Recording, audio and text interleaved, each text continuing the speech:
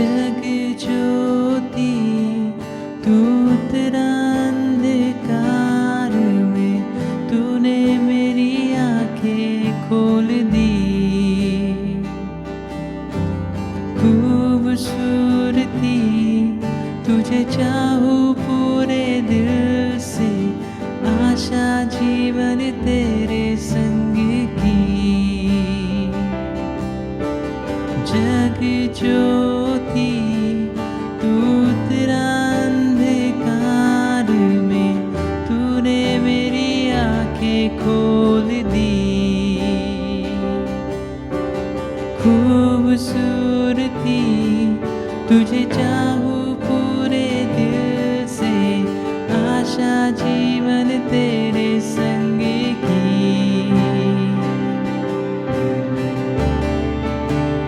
आराधना करूं, सिर को मैं झुकाऊं, यीशु सिर्फ तू ही है मेरा खुदा। तू है अति सुंदर, तू है अति योग्य, तू है अति अद्भुत मुझको।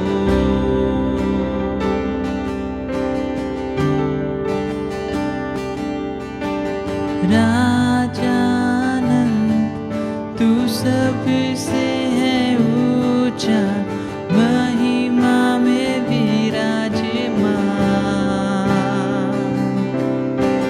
नम्र होकर आया, जिस संसार को बनाया, उसमें प्रेम के खातिर हुआ गरीब। आराधना करूं, सिर को मैं झुकाऊं, यीशु सिर्फ तू ही है मेरा खुदा।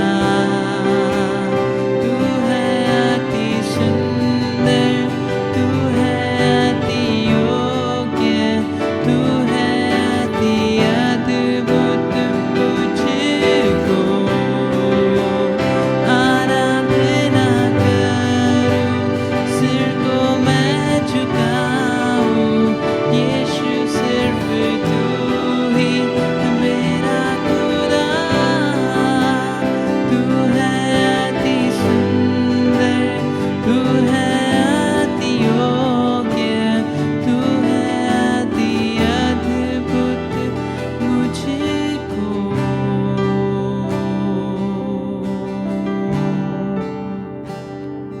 मैं कभी ना जानूं ता मेरे पाप सूली पर चढ़ाने के।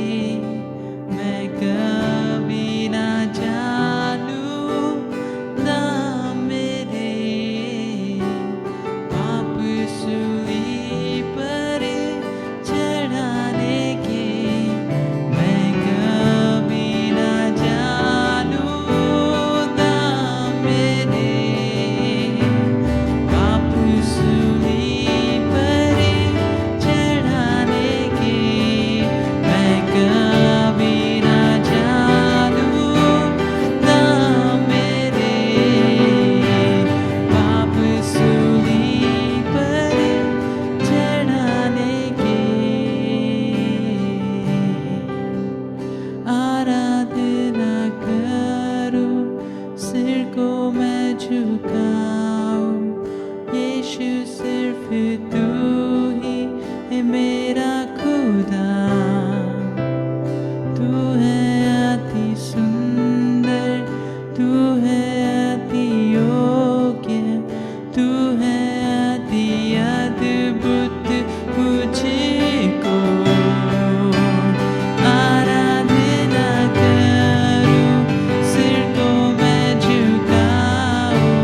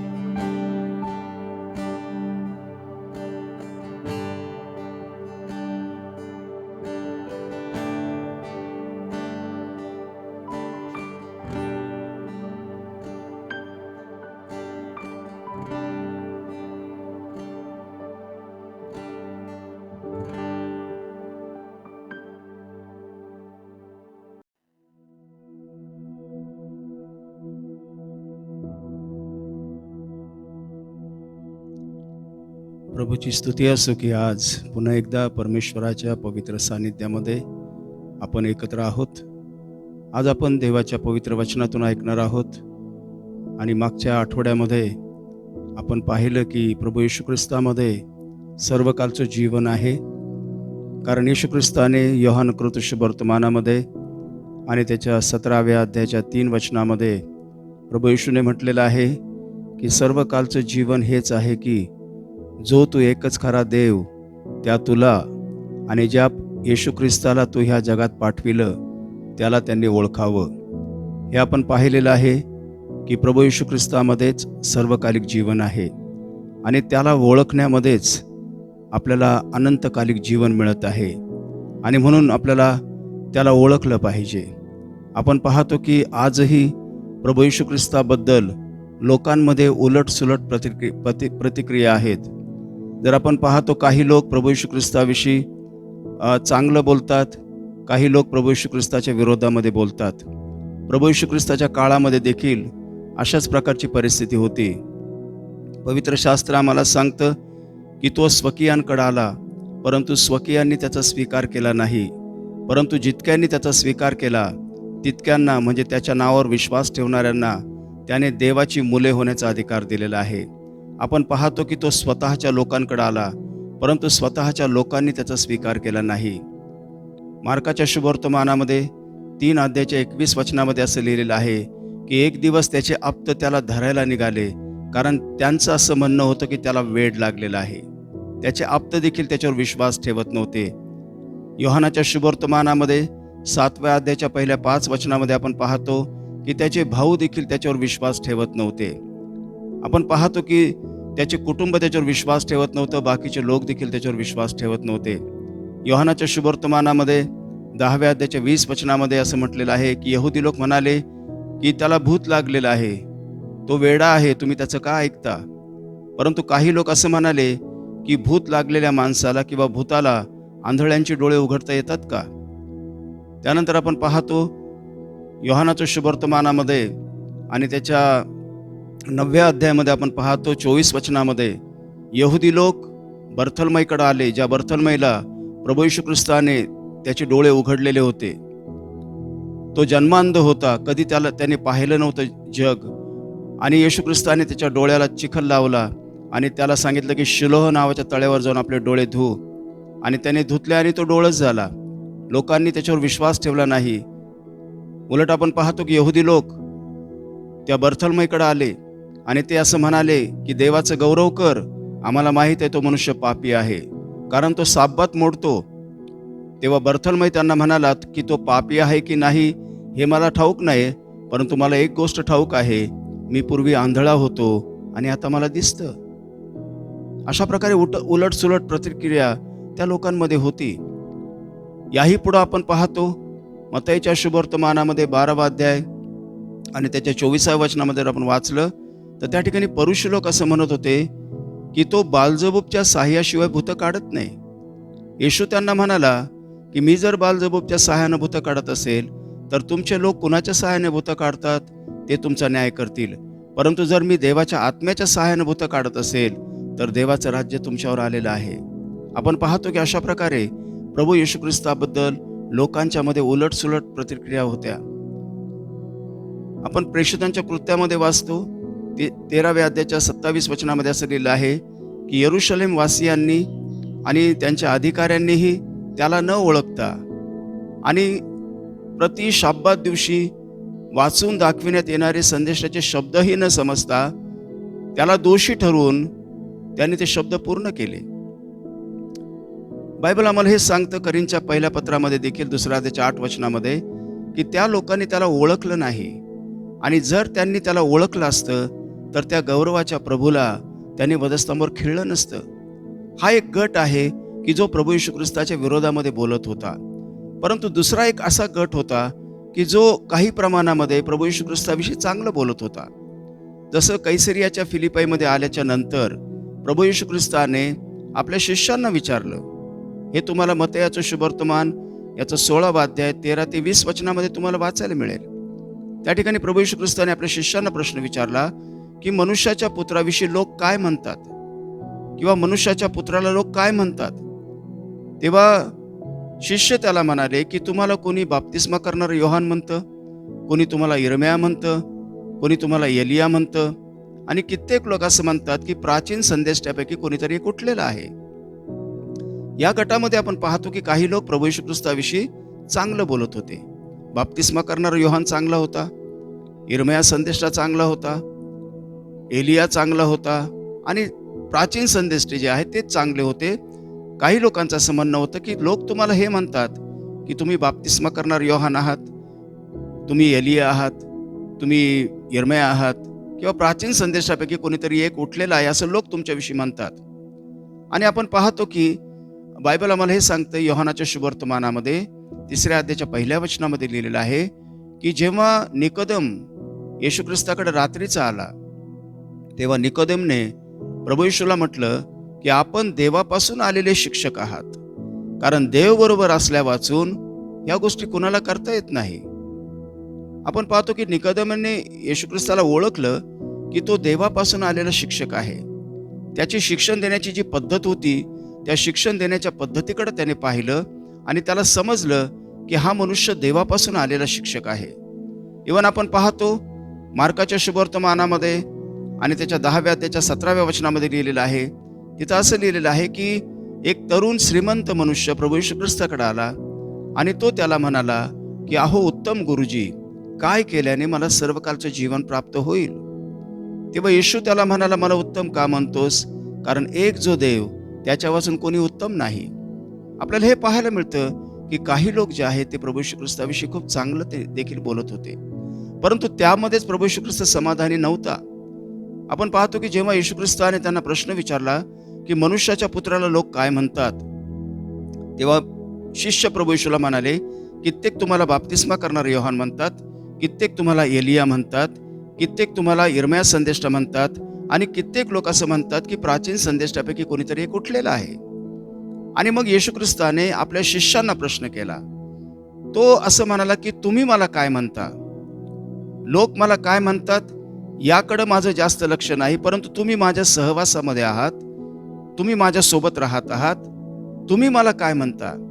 तेव्हा पेत्र म्हणाला, आपण ख्रिस्त आहात, आपण जिवंत देवाचे पुत्र आहात.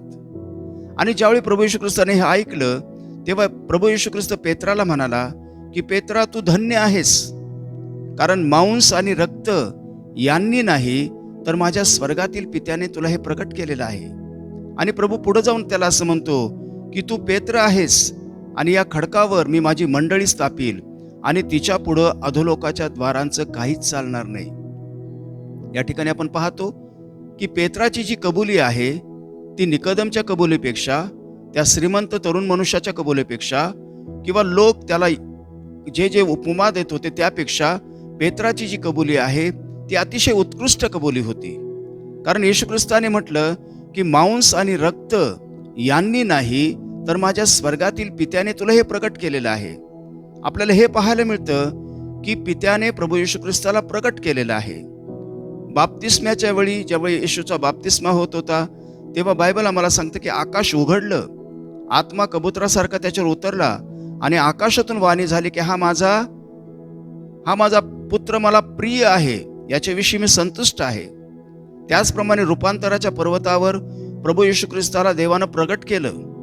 असं लिहिलेलं आहे की त्याच्यासोबत एलिया आणि मोशे बोलत होते. हे आपल्याला मत्तयाच्या शुभवर्तमानामध्ये 17व्या अध्यायाच्या पहिल्या काही वचनामध्ये वाचायला मिळतं. आणि मग आपण पाहतो की एका ढगाने, एका मेघाने त्यांच्यावर छाया केली, आणि मेघातून वाणी झाली की हा माझा परमप्रिय पुत्र आहे, याच्याविषयी मी संतुष्ट आहे, याचं तुम्ही ऐका. आपण पाहतो की प्रभू येशू ख्रिस्ताला प्रगट करण्यामध्ये नेहमीच परमेश्वराने पुढाकार घेतलेला आहे. आणि या ठिकाणी जेव्हा पेत्र बोलतो की आपण ख्रिस्त आहात, आपण जिवंत देवाचे पुत्र आहात, तेव्हा येशू त्याला म्हणाला की पेत्रा, तू धन्य आहेस, शिमोना बरियोना, तू धन्य आहेस, कारण मांस आणि रक्त यांनी नाही, तर माझ्या स्वर्गातील पित्याने तुला हे प्रगट केलेलं आहे. आणि मग प्रभू येशू त्याला म्हणतो की तू पेत्र आहेस, आणि या खडकावर मी माझी मंडळी स्थापील, आणि तिच्या पुढं अधोलोकाच्या द्वारांचं काहीच चालणार नाही. पेत्राच्या त्या शब्दावर प्रभू येशू ख्रिस्ताने या जगामध्ये त्याच्या मंडळीची स्थापना केलेली आहे. पवित्र शास्त्र बायबल आम्हाला सांगतं की ज्या दिवशी पेत्राने पहिला उपदेश केला त्या दिवशी खूप लोकांनी देवाचं वचन ऐकलं आणि त्यामध्ये 3,000 पेक्षा जास्त लोकांनी बाप्तिस्मा घेतला आणि मंडळीची त्या ठिकाणी सुरुवात झाली. येशू म्हणतो की तू पेत्र आहेस, या खडकावर मी माझी मंडळी स्थापील आणि तिच्या पुढे अधोलोकाच्या द्वारांचं काहीच चालणार नाही. हे प्रभू येशू ख्रिस्त का म्हणाला? कारण पेत्राने जी कबुली दिली ती अद्भुत कबुली होती. पेत्र म्हणाला, आपण ख्रिस्त आहात, आपण जिवंत देवाचे पुत्र आहात. ख्रिस्त आणि जिवंत देवाचा पुत्र म्हणून त्या काळामध्ये प्रभू येशू ख्रिस्ताला कोणी स्वीकारायला तयार नव्हतं.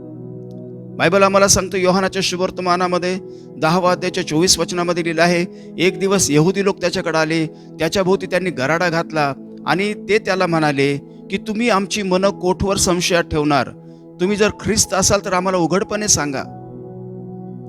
म्हणजे ते अपेक्षा करत होते की त्याने बोलावं.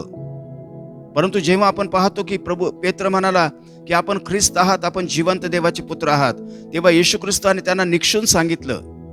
मत्तयाच्या शुभवर्तमानामध्ये 16व्या अध्यायाच्या 20 वचनामध्ये येशूने त्यांना निक्षून सांगितलं की मी ख्रिस्त आहे हे कुणालाही सांगू नका.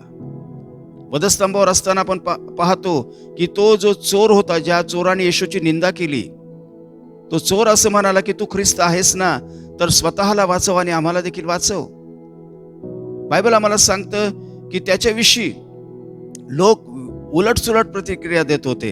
परंतु पेत्राने जी कबुली दिलेली आहे ती त्याने आत्म्याच्या प्रेरणेने दिलेली आहे. आणि म्हणून करींच्या पहिल्या पत्रामध्ये 12व्या अध्यायाच्या 3ऱ्या वचनामध्ये संत पौलाने असं लिहिलेलं आहे की पवित्र आत्म्याच्या द्वारे बोलल्या वाचून कुणालाही येशू ख्रिस्त हा प्रभू आहे असं म्हणता येत नाही. आणि जर येशू ख्रिस्त हा प्रभू आहे असं जर आपल्याला म्हणता येत नाही तर आपलं तारण देखील होणार नाही. कारण रोमकाराच्या पत्रामध्ये आणि त्याच्या 10व्या अध्यायाच्या 9 वचनामध्ये संत पौल असं लिहित आहे की येशू ख्रिस्त हा प्रभू आहे असं जर तू आपल्या मुखाने कबूल करशील आणि देवानं त्याला मेलेल्यातून उठवलेलं आहे असा जर तू आपल्या अंतःकरणात विश्वास ठेवशील तर तुझं तारण होईल. आणि ज्यावेळेस एखाद्या व्यक्तीचं तारण होतं तेव्हा त्याला सर्वकालचं जीवन मिळतं. सर्वकालचं जीवन आपल्याला कधी मिळतं? ज्यावेळेस आपण प्रभू येशू ख्रिस्ताला खऱ्या रीतीने ओळखतो. आणि म्हणून येशू ख्रिस्त असं म्हणत आहे की सर्वकालिक जीवन हेच आहे की जो तू एकच खरा देव त्या तुला आणि ज्या प्रभू येशूला तू या जगामध्ये पाठवलं त्यांना त्यांनी ओळखावं. सर्वकालचं जीवन ते आहे. सर्वकालच्या जीवनामध्ये आपल्याला देवाला ओळखायची बुद्धी आपल्याला मिळाली पाहिजे. आपण इफिसकाराच्या पत्रामध्ये वाचतो त्या ठिकाणी पहिल्या अध्यायाच्या 17व्या वचनामध्ये पौलाने प्रार्थना केलेली आहे. तो असं म्हणत आहे की देवानं तुम्हाला त्याच्या ओळखीविषयीचा ज्ञानाचा आणि प्रगटीकरणाचा आत्मा द्यावा. आज आपण प्रभू येशू ख्रिस्ताला खऱ्या रीतीने ओळखलं पाहिजे. लोक त्याच्याविषयी काही लोक चांगलं बोलत नव्हते, काही लोक थोड्या प्रमाणामध्ये चांगलं बोलत होते. परंतु आपण पाहतो की पेत्राने जी कबुली दिलेली आहे ती कबुली अद्भुत कबुली आहे.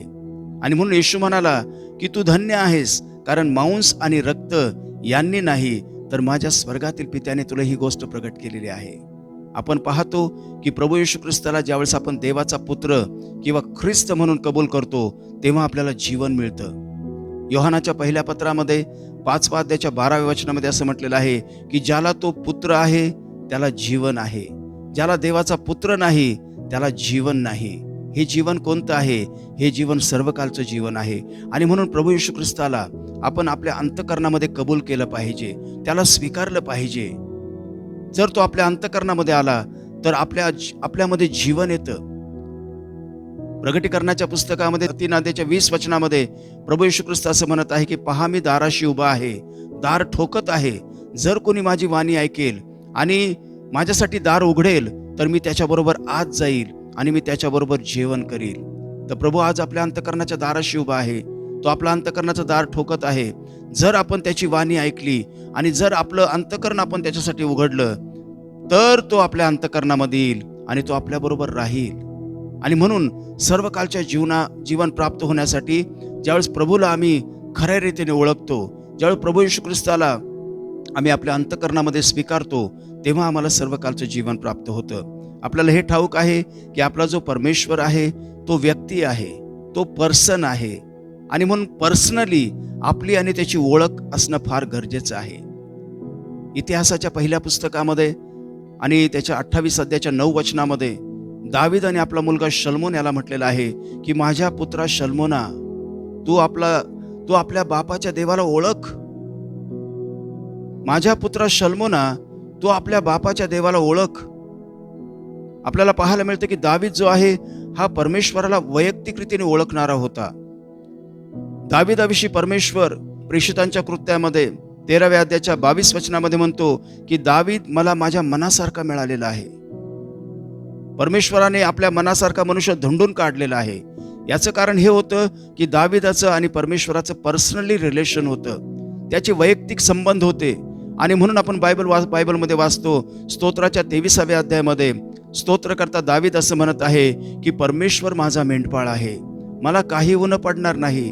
तो मला हिरव्यागार कुरणात बसवतो, तो मला संत पाण्यावर नेतो, तो माझा जीव ताजा तवाना करतो.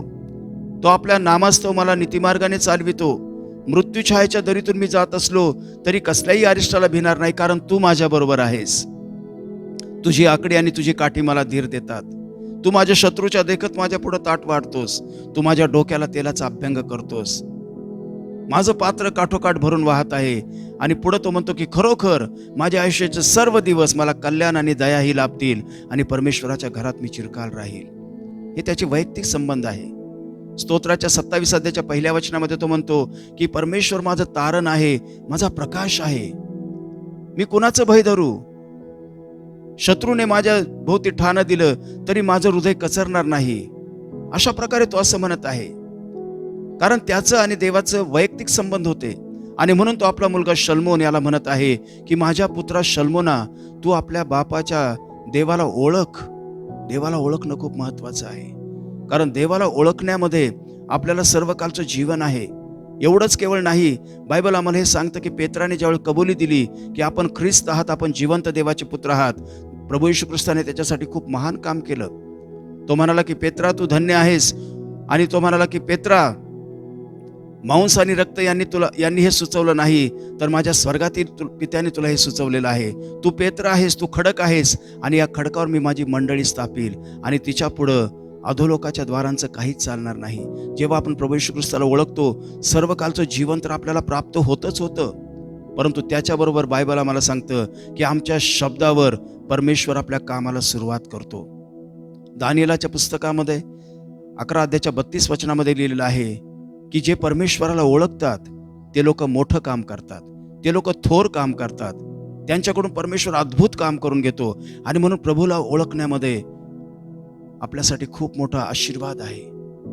एक तर पहिली गोष्ट, आपल्याला सर्वकालचं जीवन मिळतं. प्रभू आपल्या शब्दावर, त्याला ओळखणाऱ्या शब्दावर तो काम करतो, आपल्याकडून महत्कृत्य तो करतो. आणि म्हणून या दिवसामध्ये आपल्याला देवाला ओळखण्याची गरज आहे. संत पौलाने तिमोथेला लिहिलेल्या 2 पत्रामध्ये 1 अध्यायाच्या 12व्या वचनामध्ये म्हटलेलं आहे की ज्याच्यावर मी विश्वास ठेवलेला आहे त्याला मी ओळखतो आणि तो माझी ठेव शेवटच्या दिवसापर्यंत राखण्यासाठी समर्थ आहे. आज जेव्हा आपण देवाला ओळखू, देव आपली ठेव जी आहे शेवटच्या दिवसापर्यंत राखणार आहे. आणि म्हणून या दिवसामध्ये आपण प्रार्थना करूया की प्रभू तुझी आणि माझी वैयक्तिक ओळख व्हावी. तू एका राष्ट्राचा देव आहे हे आम्ही बायबलमध्ये वाचतो, परंतु तू वैयक्तिक देखील परमेश्वर आहे. तू आमच्या संगती वैयक्तिक नातेसंबंध प्रस्थापित करणारा देव आहे. आणि म्हणून आपण या दिवसामध्ये देवाच्या सोबत आपले पर्सनल जे रिलेशनशिप आहे, आपले जे वैयक्तिक संबंध आहे ते आपण स्थापित करूया. निश्चितपणे त्याद्वारे आपल्याला सर्वकालचं जीवन तर प्राप्त होईलच होईल, परंतु ह्या जगामध्ये असताना परमेश्वर आमच्याद्वारे अशा काही अद्भुत गोष्टी करेल की ज्याचा आम्ही विचार देखील केलेला नव्हता. आणि म्हणून या दिवसामध्ये आपण देवाला ओळखूया, आपण देवाची सेवा करूया, त्याला ओळखून सेवा करूया. आणि ज्यावेळेस आपण देवाला ओळखून त्याची सेवा करू, परमेश्वर आमच्यासाठी अद्भुत काम करेल. देवबाप तुम्हाला या वचनाच्याद्वारे आशीर्वाद देऊ. या आपण प्रार्थना करूया. सर्वसमर्थ देवा, आज आम्ही सर्वकालच्या जीवनाविषयी ऐकलेलं आहे आणि सर्वकालचं जीवन प्रभू तुला ओळखण्यामध्ये आहे. कारण तू म्हणतोस की सर्वकालचं जीवन हेच आहे की जो तू एकच खरा देव, त्या तुला आणि ज्या येशूला तू या जगात पाठवलं त्याला त्यांनी ओळखावं. आज प्रभू तुझं वचन ऐकणाऱ्या प्रत्येकाला तू स्पर्श कर आणि वैयक्तिक रीतीने प्रभू त्यांची आणि तुझी ओळख व्हावी. त्याद्वारे प्रभू त्यांना सर्वकालचं जीवन मिळावं. आणि प्रभू जोपर्यंत ते ह्या जगामध्ये आहेत, आम्ही जोपर्यंत या जगामध्ये आहोत प्रभूजी, तोपर्यंत प्रभू तुझ्या ओळखीच्या द्वारे प्रभू या जगामध्ये आम्ही तुझी सेवा करावी म्हणून तू आमचं सहाय्य कर. देवबापा, जर कोणी आजारी असेल त्यांना स्पर्श कर, कोणी निराश असेल त्यांना स्पर्श कर. आणि आज प्रभू तुझा पवित्र हात पुढे करून प्रत्येकाच्या जीवनासाठी अद्भुत काम कर प्रभू. येशूच्या पवित्र नावात मागितलंय म्हणून तो ऐक. आमेन.